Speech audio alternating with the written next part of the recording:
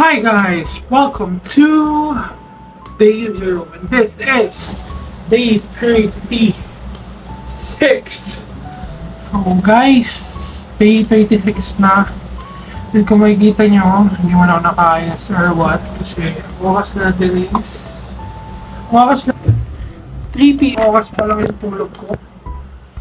Wala kanina. Tulog ako ng mga alas 7. Tama, alas 7. Nagising ng 12. Yeah, kasi mag-gym ako ngayon. Pagkatapos ko mag-gym, umidlit pa ako. Tapos yun, tama ako ulit. I feel so... Ngayon I feel so low. Ayoko, gusto ko lang sana humiga. Kaso, there are things that I need to do. Well, actually, may choice naman talaga kung gagawin ko yun o hindi. Pero, yun nga. Yung gusto ko to eh. Dito pusin natin. So, yeah. Makinig nyo ba? Hindi naman. Hindi ko alam kung hinig nyo eh. Pero, sana hinig nyo. Ano naman yung sinasabi ko. But, yeah. Mahan nyo ako.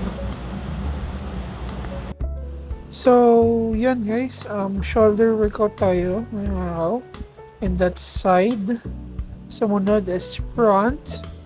And yung ibang workout, kasi yung tatlong workout lang naman na ginagawa ko, pero pabigat lang siya ng pabigat. So, yan is rear delt. So, tatlong workout. And after nan, syempre, mag-jogging. Pero, di na ako nakapag-boxing guys, kasi di ko nadala yung gloves ko, nakalimutan ko.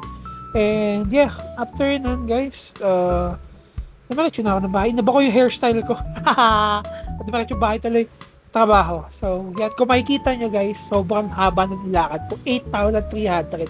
Naka almost 6 almost tuloy.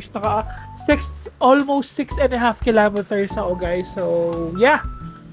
And thank you for watching. Siguro, simula ngayon, magmamaikling video na lang ako.